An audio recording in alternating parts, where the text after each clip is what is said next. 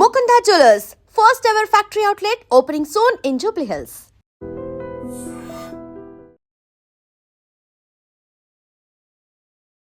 నమస్కారం, welcome to I dream. ధర్మ మార్గం విత్ విజిత కార్యక్రమానికి స్వాగతం.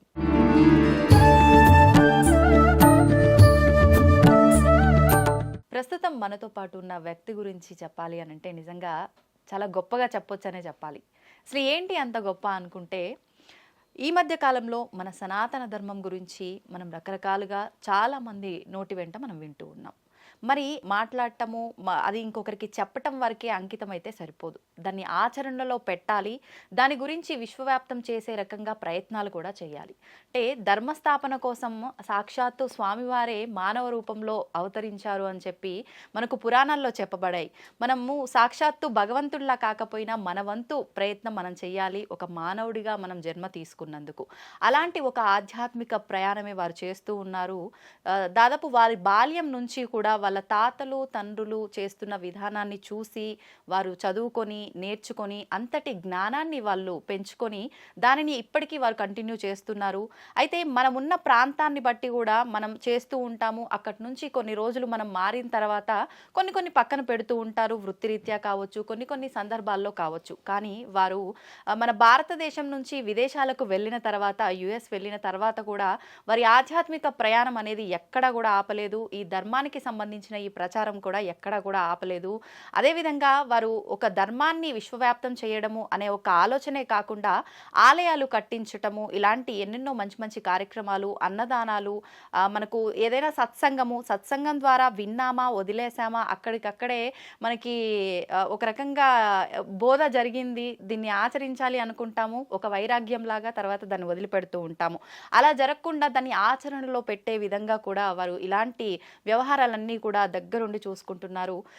వారే రఘు శంకర్ మంచి గారు. వారు కొన్ని సంవత్సరాల క్రిందట స్వామి పరిపూర్ణానంద గారి చేతుల మీదుగా ధర్మశ్రీ అనే బిరుదును కూడా తీసుకున్నారు.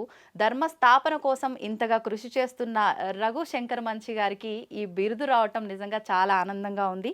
అసలు నిజంగా వాళ్ళ ఆధ్యాత్మిక ప్రయాణం ఎలా మొదలైంది, ఇప్పుడు ఎలా కొనసాగుతోంది, ఇంకా దీన్ని ఎక్కడి వరకు తీసుకెళ్తారో వారి మాటల్లోనే అడిగి తెలుసుకుందాం. నమస్కారం అండి. నమస్కారం అమ్మ. సాయిరామ్. శ్రీమాత్రే నమః. శ్రీమాత్రే నమః. అయితే నేను విన్నంత వరకు మీరు బాల్య దశ నుంచే ఒక ఆధ్యాత్మిక ప్రయాణం అనేది మొదలుపెట్టారు. బాల్యంలో అంటే మన పెద్దవాళ్ళు చేస్తూ ఉంటారు, వాళ్ళని చూసి ఏదో చేస్తూ ఉంటాము. అది మనకు ఒక వయసు వచ్చిన తర్వాత కంటిన్యూ చేస్తామా లేదా అనేది ఇంకా మన ఆలోచనల రీత్యా ఉంటుంది. మీరు అది కంటిన్యూ చేస్తూనే వచ్చారు. నిజంగా చాలా గొప్ప విషయం అండి. ఎలా మొదలైంది అసలు? బాల్యంలో ఏ వయసులో మొదలైంది మీ ఆధ్యాత్మిక ప్రయాణం? తప్పకుండా తల్లి. ముందుగా ఐ డ్రీమ్ వీక్షిస్తున్న ప్రేక్షక మహాశులందరూ కూడా నమస్సుమాంజలి. అలాగే మీ అందరికీ కూడా మాకు ఈరోజు ఈ అవకాశం ఇచ్చినందుకు మీకు, మీ యాజమాన్యానికి నమస్కారం. చిన్న గణేష్ ప్రార్థనతో ప్రారంభిద్దాం. తప్పకుండా. ఓం శుక్లాంబరధరం విష్ణుం శశివర్ణం చతుర్భుజం ప్రసన్నవదనం ధ్యాయేత్ సర్వవిఘ్నోపశాంతయే. అగజానన పద్మార్కం గజాననమహర్నిశం అనేకదంతం భక్తానాం ఏకదంతముపాస్మహే. సర్వమంగళమాంగళ్యే శివే సర్వార్థసాధికే శరణ్యే త్ర్యంబకే దేవి నారాయణీ నమోస్తుతే. గురుర్బ్రహ్మ గురుర్విష్ణు గురుదేవో మహేశ్వరః గురుః సాక్షాత్ పరబ్రహ్మ తస్మై శ్రీ గురవే నమః.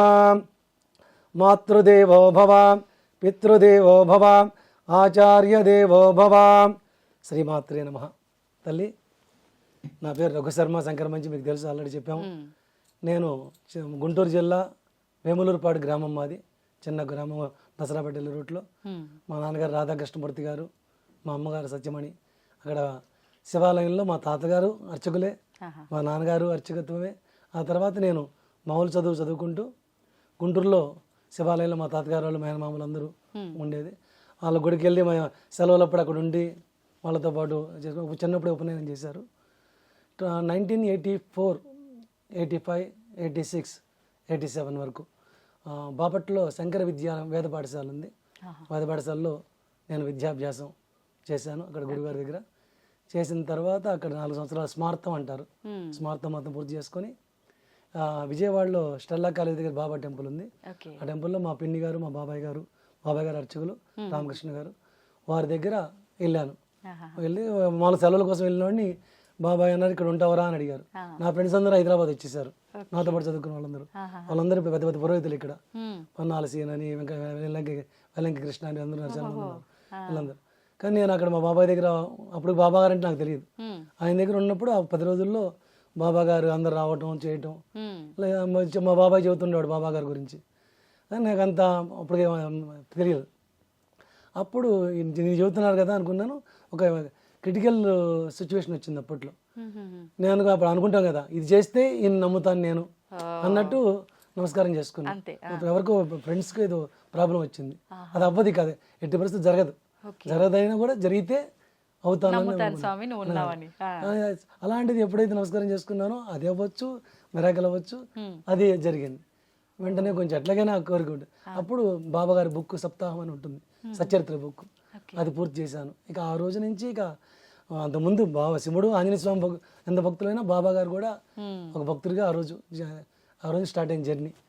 ఇక అప్పటి నుంచి కంటిన్యూ తల్లి తండ్రి గురువు ఏ బాధ వచ్చినా ఆయనతో చెప్పినవాడిని, ఏది వచ్చినా ఆయనతో చెప్పినవాడిని. ఇది మీకు ఎన్ని సంవత్సరాల వయసులో? అప్పటికి నాకు 14 సంవత్సరాలు. బాబాయ్ గారి దగ్గరే అర్చుడుగా ఉండేవాడిని. 1990లో బాబాయ్ గారు వేరే గుడికి వెళ్ళిపోయారు. అప్పుడు నేనే ఆ గుడికి ప్రధాన అర్చకుడుగా ఉండి, ఆ గుడిలో అంతా బాగా పెద్ద గుడి ఇది, ఆ గుడిలో అందరూ భక్తులు వస్తుండేవాళ్ళు, చాలా మంది పరిచయం. అప్పుడు నాకు వీళ్ళందరూ అమెరికా నుంచి వస్తుండేవాళ్ళు, అక్కడ ఉండే భక్తులు చెబుతుండేవాళ్ళు అక్కడ గుళ్ళు ఉన్నాయి అని. అప్పుడు పుట్టింది అమెరికా వెళ్ళాలని అనుకున్నానే కానీ అనుకున్నట్టు అవ్వాల. చాలాసార్లు ప్రయత్నం చేసాం, పాస్పోర్ట్ అప్లై చేసి 1 year రిజెక్ట్ అయిపోయేది. అలా 94లో మ్యారేజ్ అయిన తర్వాత 95లో అమెరికా గురించే స్పోకెన్ ఇంగ్లీష్ నేర్చుకోవాలనే ఉద్దేశంతో హైదరాబాద్ వచ్చి ఆ గుడి వాళ్ళు ఒప్పుకోరని చెప్పి, మా నాన్నగారు ఒంట్లో బాగుంటలేదని చెప్పదని చెప్పి ఆ గుడి వదిలేసి ఇక్కడికి వచ్చి అమెరికాలో ఇంటర్వ్యూ ఒకటి గణేష్ టెంపుల్ది ఇంటర్వ్యూ అటెండ్ అయితే వాళ్ళు ఓకే అన్నారు. ఇంగ్లీష్ నేర్చుకుందాం అని చెప్పి నేర్చుకోవడానికి వచ్చాను. 3 నెలల తర్వాత వాళ్ళు ఫోన్ చేస్తే నా పోస్ట్ ఇంకొకరికి ఇచ్చేసారన్నారు. నేను ఇప్పుడు వెనక్కి వెళ్ళలేను, ఇక్కడ ఉండలేను. ఎందుకని అంటే మీరు ఆలస్యం చేశారు, కొంచెం ఆలస్యం అయింది, కమ్యూనికేషన్ ప్రాబ్లం అయింది, నాకు తెలియలా. అప్పుడు ఇక పేపర్లో యాడ్ చూసి దృష్ణర్ బాబా టెంపుల్లో అప్లై చేసి అక్కడ జాయిన్ అయ్యి మళ్ళీ అక్కడి నుంచి మొదలు పెట్టి అక్కడ ఎన్ని సంవత్సరాలు చేయడం జరిగింది? 2002 దాకా. ఫస్ట్ 94, 95 ఇప్పుడు కొంచెం ఇబ్బంది అయింది. ఇంకా 96 నుంచి అందరు పరిచయం అసలు. ఇక లోకల్లో బాగా పూజలకు వెళ్ళడం అన్ని మంచిగా అయినా ప్రయత్నం ఆపల. అమెరికాది మళ్ళీ ప్రయత్నం చేస్తూనే ఉన్నా. అది 7 సార్లు రిజెక్ట్ అయింది వీసా, 7వసారి వచ్చింది. అంటే అక్కడే గుడి వేరే వాళ్ళు మనకి ఎవరైతే సపోర్ట్ చేస్తున్నారో వాళ్ళు అక్కడ ఎస్టాబ్లిష్డ్ పేపర్ సరైన పెట్టకపోవటం, గుడి కట్టకుండానే కట్టినట్టు వాళ్ళు అంటే ముందు తీసుకెళ్తే వాళ్ళకి ఉపయోగం ప్రయత్నం చేయటం అట్లా చేశారు. దానికని చివరికి 2002లో అయింది. అప్పుడు బయలుదేరి వెళ్ళాం.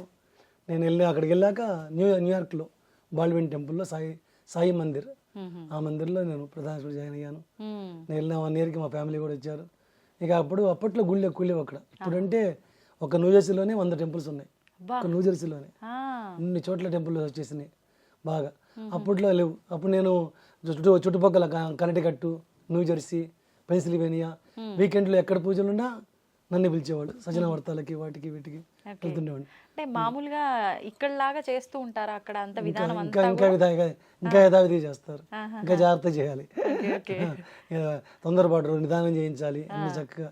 అలా నాకు అందరు బాగా పరిచయం అవటం 3 రాష్ట్రాల్లో. అలా అయిపోయి మంచిగా 2012 వరకు ఆ టెంపుల్లో చేశాను. 10 సంవత్సరాలు ఆల్మోస్ట్ 2014 వరకు. ఆ టెంపుల్ తర్వాత ఇంకో టెంపుల్ పెట్టారు మా యజమాని గౌరీ దత్తాత్రేయ గారు న్యూజెర్సీలో. ఆ 2 టెంపుల్ చూసుకునేవాడిని. చూసుకుంటూ 2014 వరకు చేసిన తర్వాత అప్పుడు బయటకు వచ్చి కొన్ని సత్సంగ మనసులో సంకల్పాలు పెట్టుకొని 4 పిల్లర్స్తో ఒక చిన్న దేవాలయం ప్రారంభించాలని బయటకు వచ్చాను. ఇప్పుడు అంటే మీరు శ్రీ శివ విష్ణు ఆలయం అది మన తర్వాత వచ్చింది. ఫస్ట్ ఓన్లీ సాయి దత్తపీఠం 2014లోనే కొంతమంది శ్రేయోభిలాషులు వాళ్ళ సహకారం తీసుకొని సాయి దత్తపీఠం 4 పిల్లర్స్తో సత్సంగం, ఓకే, అన్నప్రసాద సేవ, ఎడ్యుకేషన్, ఓకే, చారిటీ, ఈ 4 పిల్లర్స్తో ఆ దేవాలయాన్ని ప్రారంభించాం. అంటే మీకు ముందరే ఉండేనా ఆలోచన అంటే ఈ రకమైన సమావేశాలన్నీ? దేవాలయం అనేది ఒక బేస్, దాని ద్వారా ఎన్నో సేవలు చేసే అవకాశం ఉంటుంది. నేను దాని ద్వారా అయితే ఎక్కువ చేయగలను. నాకున్న విద్యకి వేరే బయటికి వెళ్ళి తాకుండా గుడి ద్వారా అయితే ఎంతోమంది వస్తారు, వాళ్ళని ఓన్లీ పూజలే కాకుండా ఇలాంటి సేవా కార్యక్రమాలు చేయడానికి కూడా వాళ్ళని మార్గంలో తీసుకెళ్ళొచ్చను ఉద్దేశంతో మొదలుపెట్టాం. ఇప్పుడు శ్రీ సాయి దత్త పీఠము అని అంటే ఏ రకంగా దత్తాత్రేయ స్వామి పరంపర ఇక్కడ బాబా గారిని నేను కూడా గాన్గాపురం ఇవన్నీ వెళ్తుండేవాడిని. బాబా గారిని దత్తాత్రేయ స్వామి స్వరూపంగా భావిస్తాం. బాబా భక్తులు ఎవరైనా సరే దత్త స్వరూపమే బాబా అంటారు. అందుకని సాయి దత్త పీఠం అని ప్రారంభించాం. ప్రారంభించి 2014 నుంచి 2021 దాకా టెంపుల్ ఉంది. 2018లో అంతకుముందు అయితే నేను మీరు వినే ఉంటారు అసలు వేరే ల్యాండ్ ఒకటి కొన్నాం 2015లో. కొనాలని ల్యాండ్ చూసాం. అక్కడ షిరిడీని అమెరికా కట్టాలి, అది ప్రారంభం. షిరిడీని అమెరికాలో చూపించాలి, అమెరికాలో మరో షిరిడీని చూపించాలని సంకల్పంతో ఆ ల్యాండ్ చూసాము. అడ్వాన్స్ ఇచ్చాము, డబ్బులు లేకపోతే వేరే అప్పు తీసుకొని. కానీ ఎలా కట్టాలనుకున్నామంటే ప్రతి ఒక్కరు భక్తుడిని ఇన్వాల్వ్ చేయాలి దాంట్లో అనే ఉద్దేశంతో పెద్ద డొనేషన్లు కాకుండా $11 చొప్పునే భక్తుల దగ్గర కలెక్ట్ చేయాలని. ఎందుకంటే ఒకచోట కూర్చుంటే 1000 మంది వస్తున్నారు. 1000 మంది అంటే మహా అయితే 10,000 అవుతుంది. అలా 3 నెలలకి 10,000 మంది అయ్యారు. మనకు కావాల్సిన 1,11,000 మంది. అందుకని అప్పుడు ఒక చిన్న బస్సు మా భక్తులు ఇంకొక దగ్గర బస్సు తీసుకొని కొనిపించుకొని వారితో అప్పుగా అదే చిన్న బస్సు వేసుకొని 2-3 ప్రీస్టులు తీసుకొని పల్లకి తీసుకొని మొదలుపెట్టాం యాత్ర.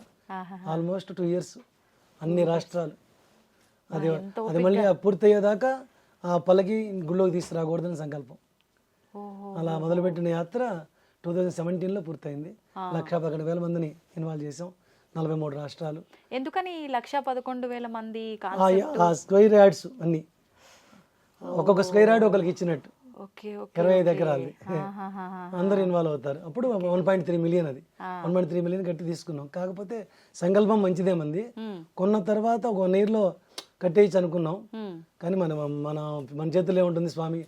ఈ కొన్న తర్వాత అది పర్మిషన్స్ చాలా ప్రాబ్లం. అమెరికాలో కొన్ని ఏరియాల్లో పర్మిషన్స్ చాలా ప్రాబ్లం. పర్మిషన్స్ అసలు రాలా. ఎందుకంటే అక్కడ వాటర్ ఒకటి, సువేర్ ఒకటి లేవు. అందువల్ల అన్ని అబ్జెక్షన్లు పెడుతున్నారు. ఈ లోపు ఇక్కడ మనం 5 yearsకి ఈ టెంపుల్ తీసుకున్నాం అద్దెకి. అది అయిపోతుంది, ఏం చేయాలో తెలియదు. అప్పుడు అక్కడే ఎడిసన్ అంటే చాలా మనకి ఇండియన్ కమిటీ బాగా ఉంటుంది. అక్కడ పెద్ద కాంప్లెక్స్లో ఒక 13,000 square feet ఇది పెద్దది ఉందని చెప్పి వాళ్ళు మన భక్తులు ఒకరు కొన్నారు కాంప్లెక్స్ని.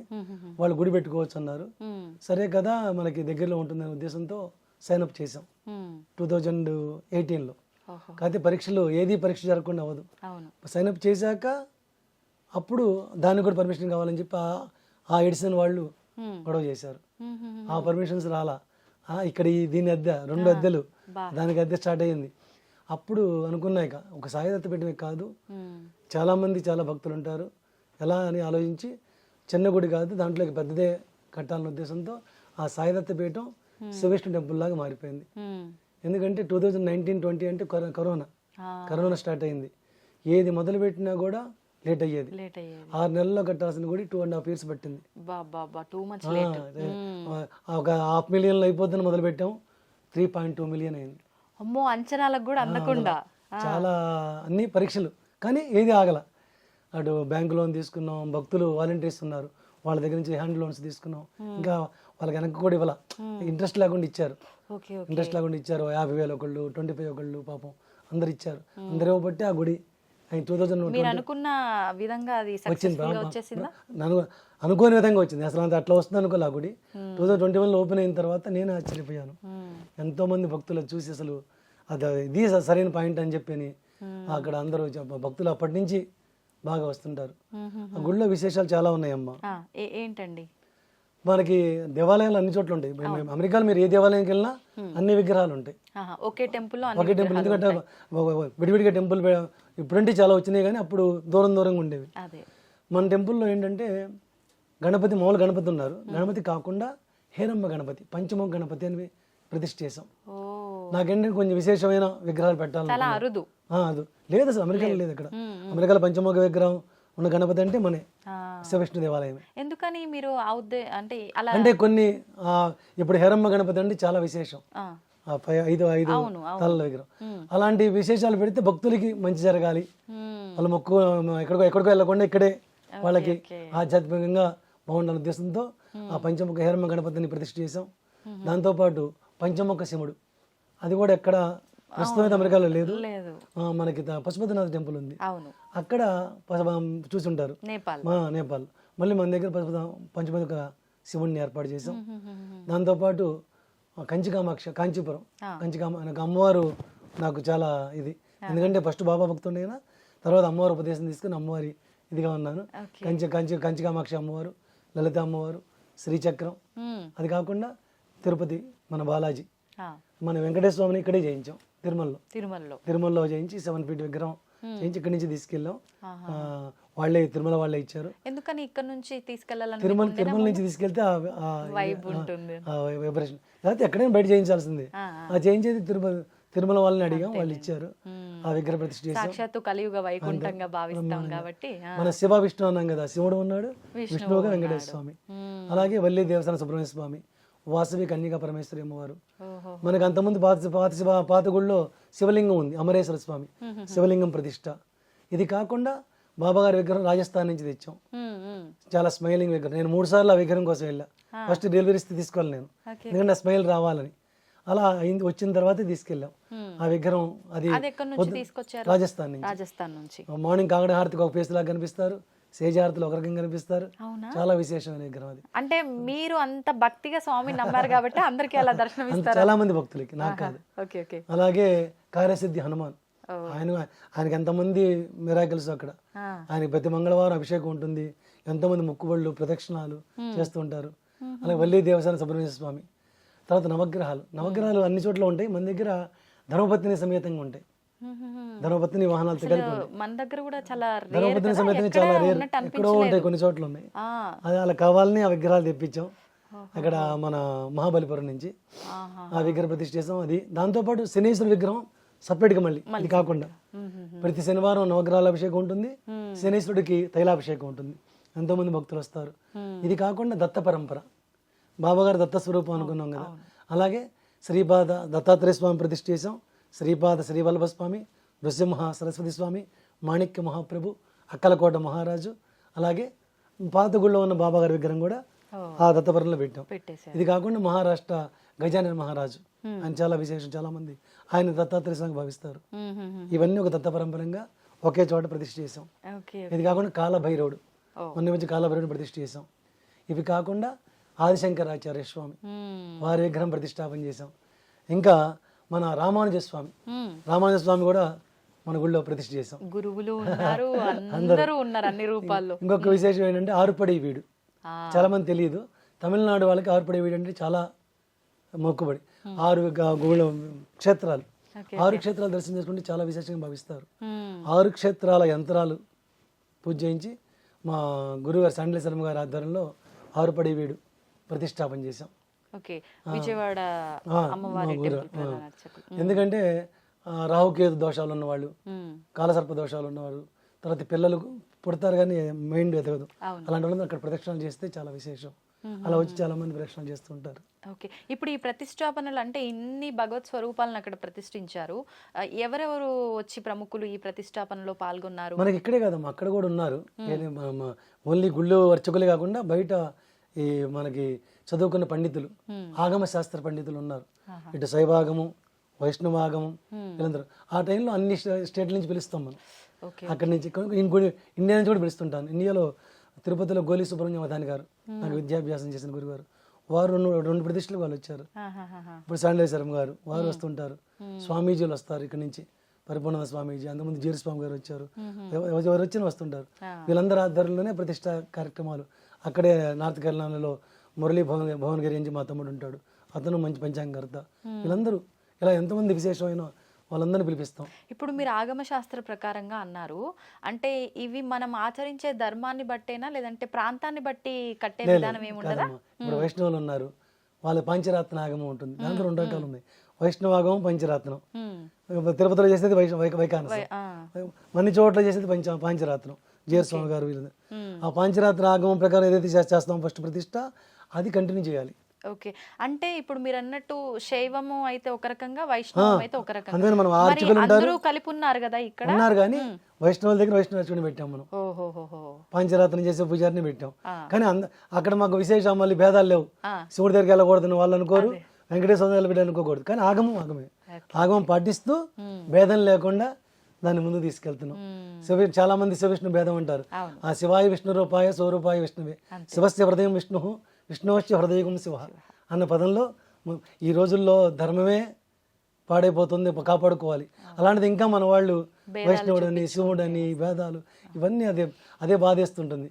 దాన్ని కాపాడాలని నేనే కాదు, అమెరికాలో చాలా దేవాలయాల వాళ్ళు, చాలామంది విశ్వ హిందూ పరిషత్ వారు, హెచ్ఎస్ఎస్ అని ఉంటుంది, వీళ్ళందరూ చాలా ట్రై చేస్తున్నారు. చేయడం కాదు, ఇంకా బాగా చేస్తున్నారు. ఎక్కడికంటే అక్కడ చిన్న పిల్లలందరినీ అదే మార్గంలో తీసుకెళ్తున్నారు. మన దేవాలయంలో ఇప్పుడు ఇన్ని విగ్రహాలు, వీటితో పాటు ఎస్డిపి గురుకులం అని పెట్టాం. ఎవ్రీ సండే ఒక 150 మంది పిల్లలు వచ్చి విష్ణు సహస్రనామం, భగవద్గీత ఇవన్నీ నేర్చుకుంటారు. క్లాసెస్, వాలంటీర్ టీచర్స్, ఇక్కడ రాణిమాత అని హర్షమ్మ అని వీళ్ళందరూ ఉన్నారు. 10 ఏళ్ల నుంచి వాళ్ళు ఫ్రీగా వాలంటీర్ చేస్తూ ఎవ్రీ సండే క్లాసెస్ నడుస్తాయి. యోగా 150 మంది పిల్లలు, 150 మంది వచ్చిన మా పేరెంట్స్ వస్తారు, వాళ్ళు వచ్చి సర్వీస్ చేస్తుంటారు. అట్లా ఇవన్నీ అదొక పిల్లల్ని తీసుకొస్తున్నాం. చారిటీ అంటే ఇక్కడ మన దగ్గర ఎట్లా భేదవాళ్ళు ఉన్నారో అమెరికాలో కూడా హోమ్లెస్ షెల్టర్స్ ఉంటాయి. వాళ్ళకి ఏం దిక్కు దివ్వలేనుకో ఆ షెల్టర్స్కి మన గుళ్ళో నిత్య అన్నదానం 2014 నుంచి ఇప్పటి వరకు కూడా ప్రతిరోజు వచ్చిన ప్రతి భక్తుడు ప్రసాదం తినే వెళ్ళాలి.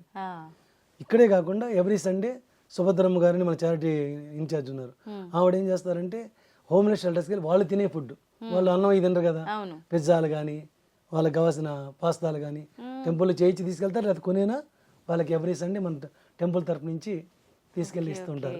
అది ఎప్పటి నుంచి కంటిన్యూ అవుతుంది. ఏదో ఇచ్చాము అని కాదు, వాళ్ళకి ఏం కావాలో అది తీసుకెళ్లి ఇవ్వటం. అలాగే మెడికల్ క్యాంపులు చేస్తుంటాం. మనకి చాలా మంది పేరెంట్స్ వస్తుంటారు, వాళ్ళకి ఇన్సూరెన్స్లు ఉండవు, అందుకని బ్లడ్ డ్రైవ్ చేస్తాం, రెడ్ క్రాస్ పోయి. ఎందుకంటే ఒక పూజలే కాకుండా బాబా గారు ఏం చెప్పారు, సమాజ సర్వే జనా సుఖినో భవంతు అన్నట్టుగా అటు పక్క అవి ఇటు పక్క ఇది. అలాగే మనకి ఒక కమ్యూనిటీ హాల్ కూడా ఉంది, దాంట్లో చిన్న చిన్న వివాహాలు చేసుకుంటుంటారు. తర్వాత ఈ అసోసియేషన్ వాళ్ళందరూ ఏదన్నా మంచి కార్యక్రమం చేసినప్పుడు మెడికల్ సంబంధించింది మనం ఫ్రీగా హాల్ ఇస్తుంటాం.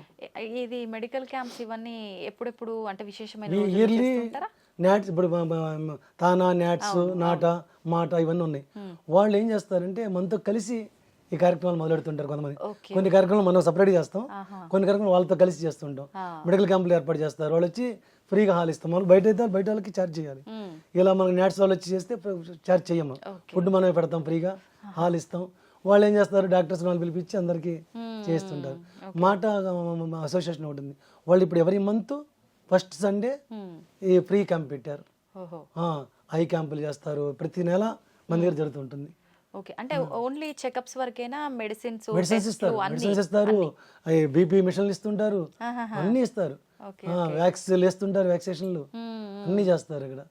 అలా ఓ పక్కన అది జరుగుతుంటుంది. ఇలా ఇన్ని కార్యక్రమాలు జరుపుకుంటూ ముందు తీసుకెళ్తున్నాం అమ్మా.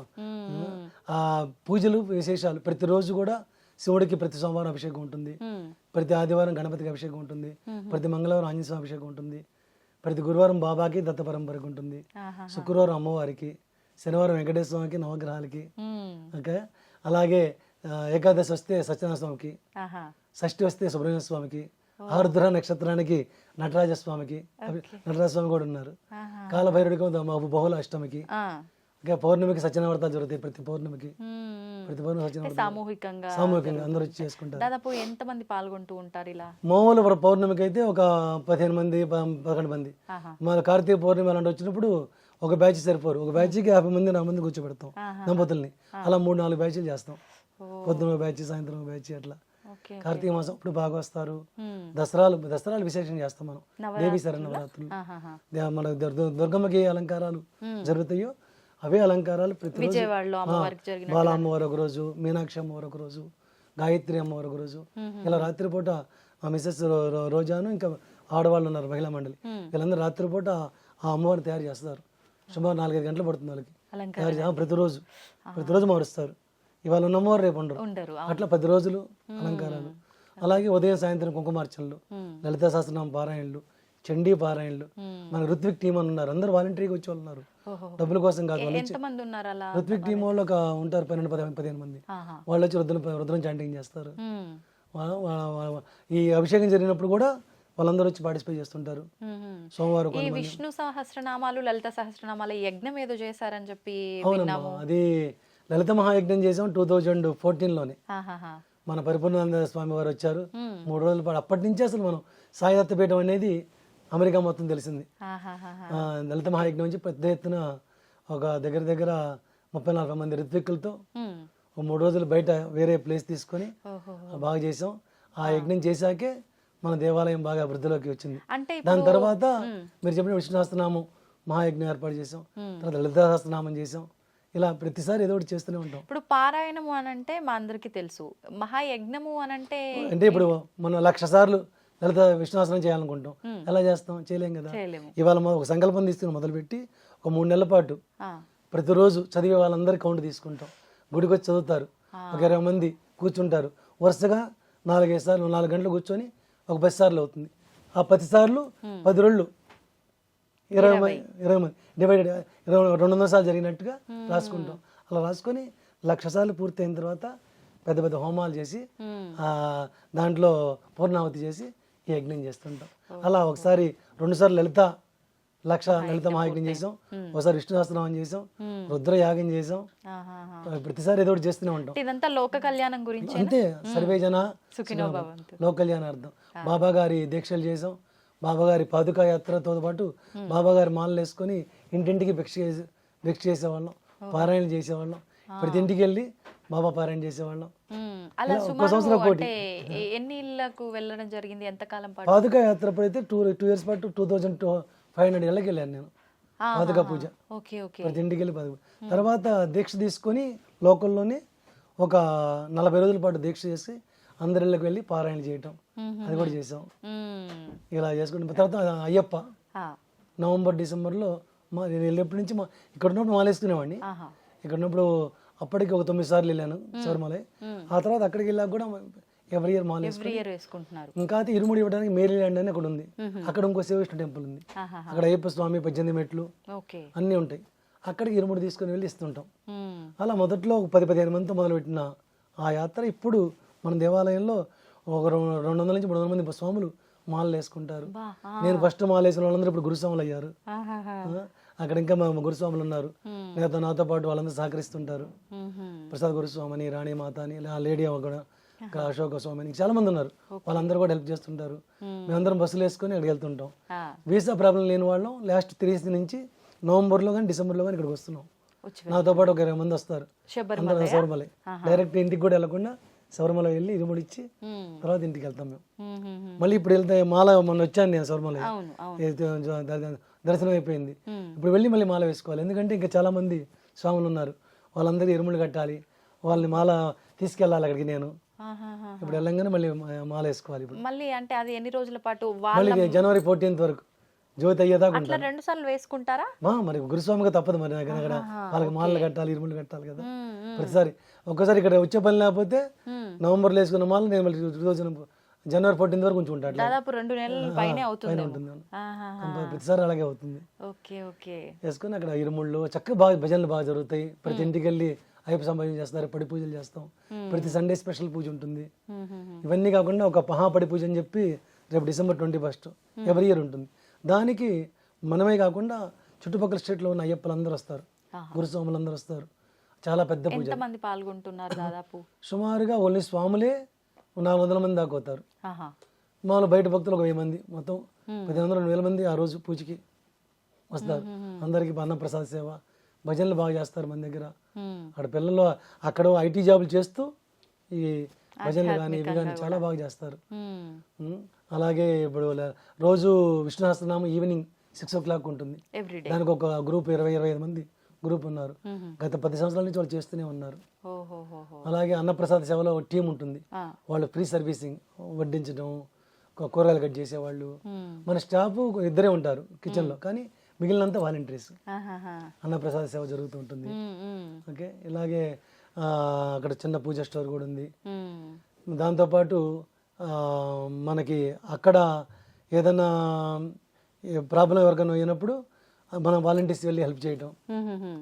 ఈ కార్యక్రమాలు కూడా చేస్తుంటారు. ఓకే. ఎవ్రీ ఇయర్ నవంబర్లో అయిన తర్వాత మనం ఇక్కడ ఏప్రిల్లో వచ్చినప్పుడు ఏవైతే గురుస్వాములు డొనేషన్లు ఉంటాయో వాడం మేము అని పక్కన పెట్టేసి మామూలుగా గుడికి అవసరం అయినా కూడా ఒక మనం ఒక సంకల్పం పెట్టుకొని దీనికి ఇక్కడ వాడాలని గత 10 సంవత్సరాల నుంచి కూడా ఇక్కడికి వచ్చి గోశాలకి ఒక 50,000 గోశాలకి, ఒక 50,000 పేద పాఠశాలకి, చదువుకునే పిల్లలకి 2-3కి ఇలా మనం చారిటీగా ఒక సుమారుగా ఒక 4 లక్షల రూపాయలు 5 లక్షల రూపాయల దాకా ఎవ్రీ ఇయర్ తప్పకుండా మన దేవాలయం తరపు నుంచి ఆ కార్యక్రమం ఒకటి చేస్తూనే ఉన్నాం. ఇప్పుడు దేవాలయానికి అంతా మీరు ఎవరైతే భాగస్వామ్యం అయి ఉన్నారో అవేనా, లేదంటే ఫండ్స్ ఏమన్నా ఇచ్చే వాళ్ళు ఉన్నారా? ఏ రకంగా ఇదంతా? అంటే సేవింగ్స్ అంటూ ఏం లేదమ్మా, ఏం లేదు. మనం ఒక ల్యాండ్ కొన్నాం, ల్యాండ్ ఉంది, 25 ఎకరాల ల్యాండ్.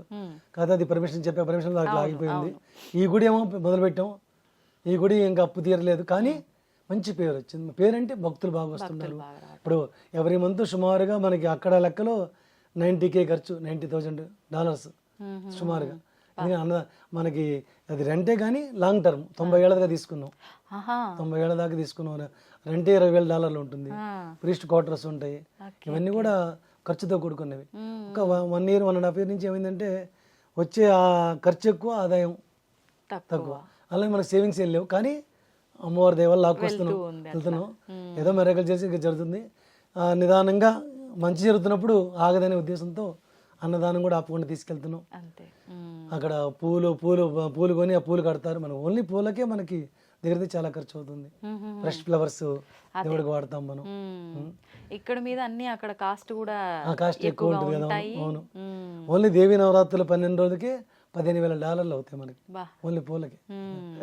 15 × 80 వేసుకున్నా కూడా మీకు. కానీ ఇప్పుడు అంటే మీరు అన్నట్లుగా వారం ప్రకారంగా జరిగే విధానాలన్నీ ఆచరిస్తున్నారు. ఏదైతే మనం ఇక్కడ స్పెషల్ వరలక్ష్మి వ్రతాలు ఏంటి, ఈ పూజలు ఇలాంటివి కూడా చేస్తారంటే ఏదైనా బయట పూజలు మన టెంపుల్ నుంచి ప్రిస్టులు వెళ్తారు. ప్రవేశాలు శుభకార్యాలకే మన టెంపుల్లో బుక్ చేసుకుంటారు వాళ్ళు. ఆ టైంకి వెళ్ళి మన వాళ్ళు పూజ చేసి వస్తారు. సచన వ్రతాలు కానీ ఇవి కానీ. చాలా కాస్ట్లీ ఉంటుందా అండి అక్కడ? లేదమ్మా, అంత కాస్ట్లీ ఉండదు. అక్కడ ప్రకారం గుడికి $151 కడతారు అంతే. వాళ్ళు దక్షిణగా వాళ్ళు ఏమైనా ఇచ్చుకోవచ్చు, దానికి డిమాండ్ లేదు. ప్రీస్ట్కి ఇచ్చుకుంటారు. గృహప్రవేశం, హోమ వ్రతం 3 ఉన్నా కూడా $301. అక్కడ లెక్కలో అది తక్కువేది. మరేంటో అంటే కొంతమంది చెప్తూ ఉంటారు కదా, వింటూ ఉంటారు, జూముల్లో చేస్తుంటారు, అక్కడ ఎక్కువ రేట్లు తీసుకుంటారు. కొన్ని ఏరియాల్లో గుళ్ళు లేవు, తక్కువ ఉన్నాయి. ఆ ఏరియాలో ప్రీస్టులు తక్కువ ఉంటారు. వాళ్ళకి వేరే దూరం నుంచి రావాలంటే ట్రాన్స్పోర్టేషన్ చాలా అవుతుంది. వేరే స్టేట్ నుంచి ప్రీస్ట్ని పిలవాలంటే ఫ్లైట్ పెట్టి పిలవాలి. అలాంటి వాళ్ళు ఏం చేస్తారంటే ఇక్కడ నుంచి ఇప్పుడు కొత్తగా జూమ్ కాల్లో చేసుకుంటున్నారు. నిజంగా అట్లా ఫలితం ఉంటుంది అంటారా అండి? మా దేశకాల పరిస్థితిని బట్టి మారాలి, మన కాలంతో పాటు మనం మారాలి. ఇప్పుడు కరోనా టైంలో ఏం చేసాం, నేను అక్కడ కూర్చొని ఎంతో మందికి ఆన్లైన్లో సంధ్యావందనం నేర్పాను.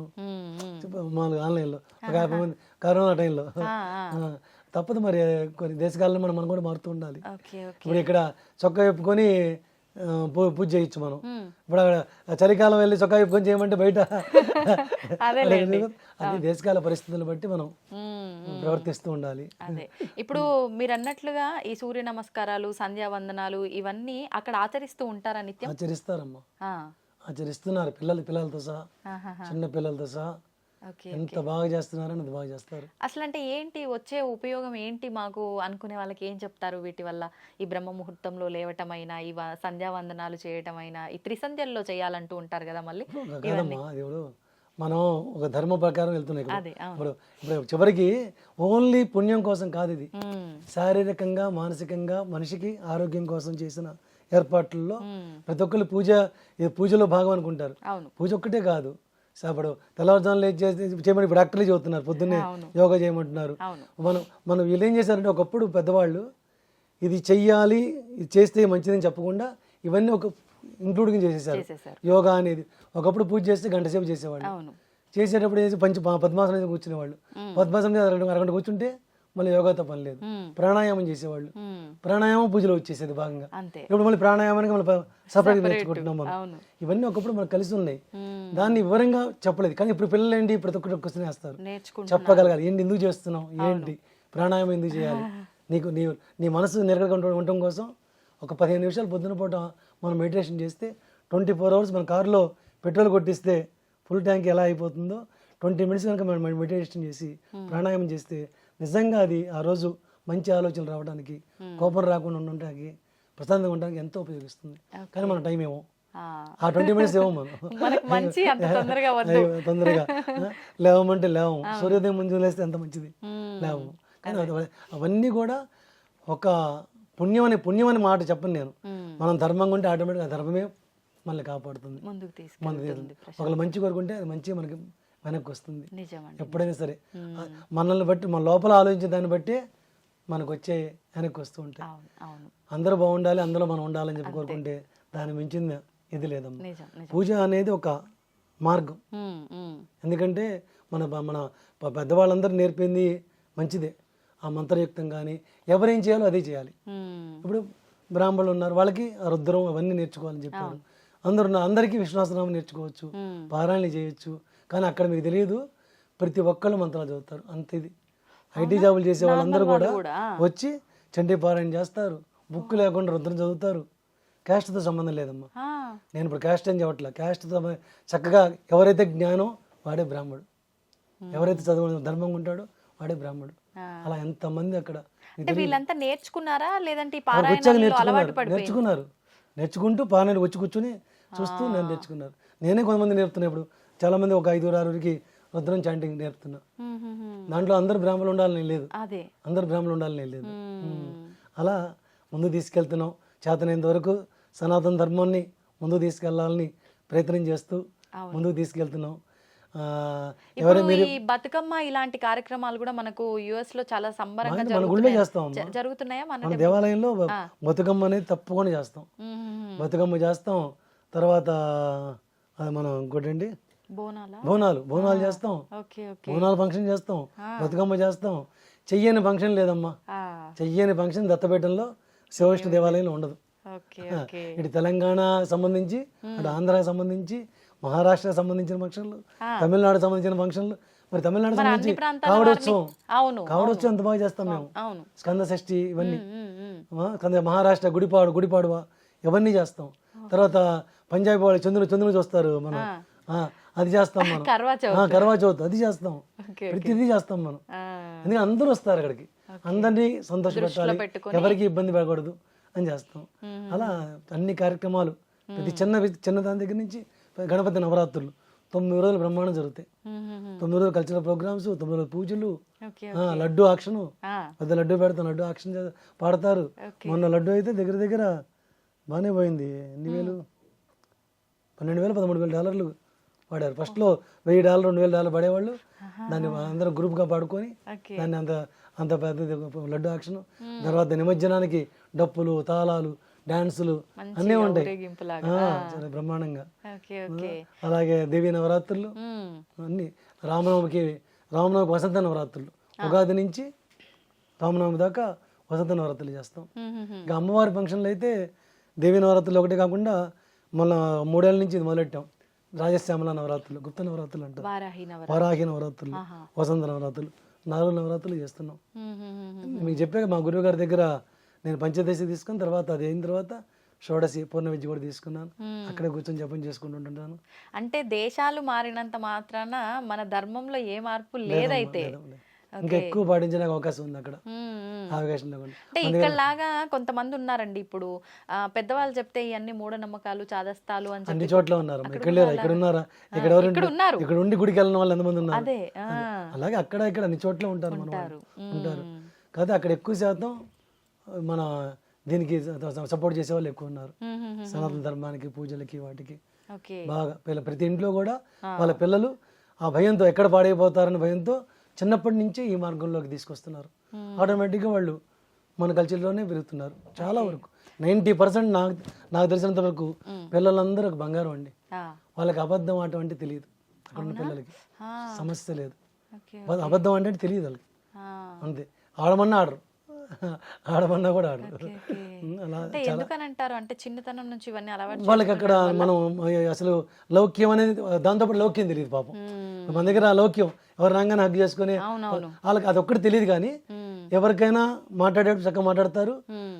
గబాల వాళ్ళకే వాళ్ళు మాట్లాడరు, కామ్గా ఉంటారు. అదే, కానీ reserved గా ఏది అబద్ధం చెప్పరు, ఏదో నేర్చుకోవాలనుకుంటే చక్కగా నేర్చుకుంటారు. మ్మ్. తల్లిదండ్రులు అట్లా వాళ్ళని చాలా జాగ్రత్తగా కాపాడుకుంటూ తీసుకొస్తుంటారు. ఓకే. నేర్పే టీచర్లు కూడా మంచిగా అందరు వాలంటరీగా మ్మ్. చేయాలని చూస్తుంటారు. అదేలేండి. చాలా బాగా జరుగుతుందమ్మా అక్కడ మటుకు అన్ని రకాలుగా. ఇప్పుడు మీరు ఉపాసన తీసుకోవడం జరిగిందన్నారు అమ్మవారికి సంబంధించి ఇట్లా. అయితే ఈ మధ్య కాలంలో వింటున్నాం ఈ మంత్రం కానీ ఏదైనా దీక్ష తీసుకున్నప్పుడు కానీ చాలా ఎక్కువ నియమాలు పాటించాలి అని చెప్పి. ఏంటంటే చేయగలిగితేనే ఒకసారి దాని చేయాలమ్మా. గురించి ఉపాసన పరులు ఎలా ఉండాలి, ఎవరైనా తీసుకోవచ్చా ఈ ఉపాసన? చేయగలిగిన వాళ్ళే తీసుకోవాలి. దానికి దక్కడ కంపల్సరీ టైం కేటాయించాలి, మినిమం 2 hours అన్నా. ఆ, ఆ. ఎందుకంటే తీసుకోగానే సరికాదు, అవును. సాధన చేస్తేనే దాని ఉపయోగం. మ్మ్. సాధన చేస్తే అది ఇంకోళ్ళకి ఉపయోగపడుతుంది. మ్మ్. మనం జపం చేసి తీర్థం ఇచ్చామంటే ఇది ఉన్నే నీళ్ళు ఇచ్చినట్టు ఎట్లా, తీర్థం ఇస్తే దాని ఉపయోగం ఉండాలి. అవును. అందుకని గురుగారు ఇచ్చేటప్పుడే ఎవరికి పడితే వాళ్ళకి ఎవరు మ్మ్, మ్మ్, మ్మ్. వాడు చేయగలను అనుకున్నప్పుడు ఫస్ట్ చిన్న మంత్రం ఒకటి ఇస్తారు. ఓహో. అది తప్పకుండా పూర్తి చేస్తేనే సెకండ్ స్టెప్కి తీసుకెళ్తారు. మీరు పంచదశి ఉపాసన తీసుకున్నారు గురుగారు అన్నారు. ఇచ్చారు. ఇచ్చిన తర్వాత ఏంటండి పంచదశి అంటే? ఆ మంత్రం చెప్పకూడదు. ఆ. మంచిది అంటే దాని వివరణ, మంత్రం అవసరం లేదు, దేనికి మూల మంత్రం, సంబంధించి అమ్మవారి మూల మూల మంత్రం. అమ్మవారి మూల మంత్రం, ఇవన్నీ మూల మంత్రాలే. మ్మ్, మ్మ్, మ్మ్. గణపతి మూల మంత్రం ఉంటుంది, అమ్మవారి మూల మంత్రాలు ఉంటాయి, దాంట్లో బాలా ఉంటుంది, ఆహా. పంచదశి ఉంటుంది, షోడశి అంటే ఇక పూర్ణ విద్య, ఓకే, పూర్తి ఓకే. విద్య. ఇవన్నీ సాధన ఎంత చేస్తే అంత మన వాక్శుద్ధి. ఇప్పుడు అందరికీ నమస్కారం చేస్తారు, వచ్చి చూడు స్వామి నమస్కారం చేస్తారు. చేసినప్పుడు అక్షంతలు వేసినప్పుడు ఆ ఫలితం ఉండాలంటే నీకంటూ ఆ అర్హత ఉండాలి. ఓ, ఆ సాధన చేస్తేనే. అర్హత. ఇప్పుడు నువ్వు బాగుండాలి, నేను బాగుండాలని కోరుకున్నాను అనుకోండి, ఎలా బాగుంటాడు? మామూలు చూడటం కాదు కదా, అవును. బాగుండాలి. ఆ వాక్శుద్ధి ఉండాలి. మ్మ్. ఉండండి, కరెక్ట్గా సపరేట్గా ఉండాలి. అందరిలాగా ఉంటే ఎట్లా? అవును. ఆ నియమాలు పాటించగలగాలి. మ్మ్. ఏం తినకూడదంటే తినకూడదు అంతే. ఉపవాసం ఉండాలంటే ఉండగలగాలి. ఆహాహాహాహా. అలా ఏదో అమ్మవారు అవకాశం ఇచ్చారు, చేసుకుంటూ ముందుకు తీసుకెళ్తున్నాం. ఇంకా అంటే ముందు ముందు మీరు అనుకోనివి అనుకున్నవి చాలా చక్కగా, కొంచెం ఆలస్యమైన అన్ని కూడా చక్కగా చక్కదిద్దారని చెప్పాలి. ఈ ధర్మ మార్గ ప్రయాణం, ఆధ్యాత్మిక ప్రయాణమైన ఆలయమైన. దీన్ని ఆపకూడదమ్మా. అది మేమే కాదు, నేను ఒక్కళ్ళం కాదు, అందరం కూడా అక్కడ ఉన్న వాళ్ళు, ఇక్కడ వాళ్ళు కూడా చెబుతుంటాను నేను, సనాతన ధర్మాన్ని కాపాడండి. అవును. ఆదిశంకరాచార్య స్వామి అప్పట్లో వచ్చి, లేకపోతే మనం ఇప్పుడు ఉండేది కాదు, ఈ దేవాలయాలు ఉండేవి కాదు. కానీ ఇప్పుడు ఆయన రాకర్లా ప్రతి ఒక్కళ్ళు మనం ఆయన ఆదర్శంగా తీసుకోవాలి. అవకాశం ఉన్నంత వరకు నువ్వు నీ ధర్మాన్ని నీ చుట్టూ నువ్వు అట్లా కాపాడాలి. అంతే. అలా కాపాడగలిగితేనే మన నెక్స్ట్ జనరేషన్ కానీ నెక్స్ట్ కానీ మనం ముందుకు తీసుకెళ్ళగలం. లేకపోతే ఎటు పోతుందో ప్రపంచం తెలియదు. ఇప్పుడు మీరు తెలుసు, లోకల్లో నా దగ్గరికి ఇప్పుడు పారాయణలు ఇవన్నీ సంస్కృత సోదరులు సాంస్కృతిక ప్రదర్శన ఉన్నారు, మన దగ్గర వస్తారేమో రేపు. ఇప్పుడు వాళ్ళు వచ్చారు, వాళ్ళు కూడా అమెరికాలో ఉంటారు, మా తమ్ముళ్ళు వాళ్ళు ఇక్కడే ఉన్నారు. రేపు హోమాలు అయిన తర్వాత మన ఇంటర్వ్యూకి వస్తారు వాళ్ళు. శ్రీనాథ శర్మ, మహాదేవ శర్మ అని చెప్పి చాలా బాగా వాళ్ళు చిన్న కుర్రాళ్ళే, కానీ మహాభారతం కానీ రామాయణం కానీ ఇవన్నీ చిన్నప్పటి నుంచి వాళ్ళు నేర్చుకొని ప్రవచనాలు చాలా బాగా చెప్తారు. అక్కడ ప్రవచనాలు మన ఊళ్ళో పారాయణ చేస్తారు. వాళ్ళు వేరే దేవాలయంలో చేసి, నేను చేసిన దేవాలయంలో చేసి బయటకు వచ్చారు. బయట పెళ్లిళ్ళు, వివాహాలు అవి చేస్తుంటారు, పారాయణకి వెళ్తుంటారు. ఇక్కడ కూడా చాలా ఫేమస్ వాళ్ళు. మన సంతోష్ కుమార్ శర్మ, మేమందరం ఒక బ్యాచ్.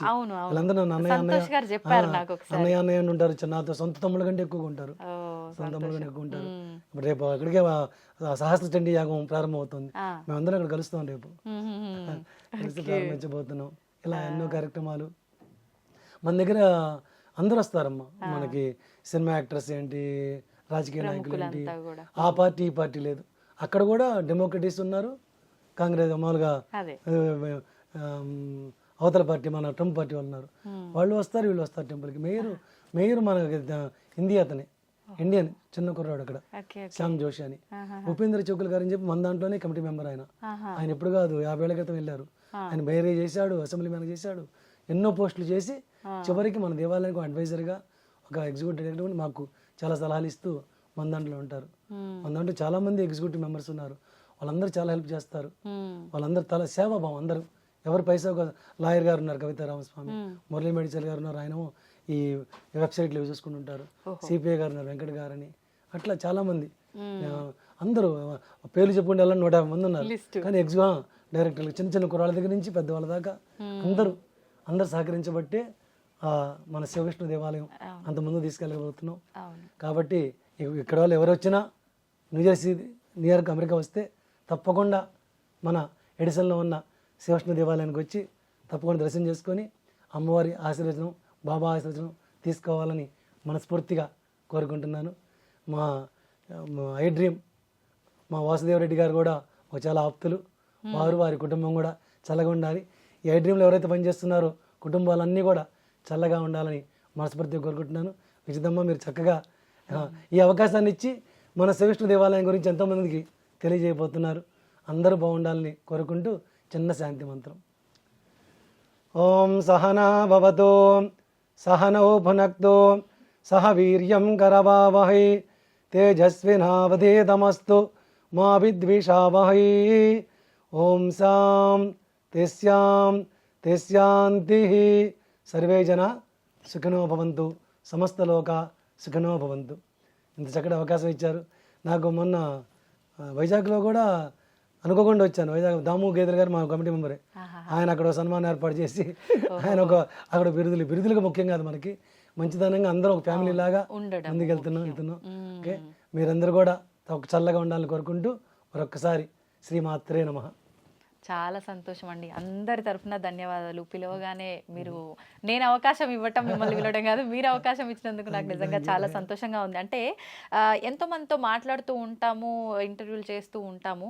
నిజంగా మనం మన హిందూ ధర్మాన్ని కాపాడుకుంటూ మన సనాతన ధర్మాన్ని ముందుకు తీసుకెళ్తున్న మీతో మాట్లాడడం నాకు కూడా చాలా ఆనందంగా ఉంది.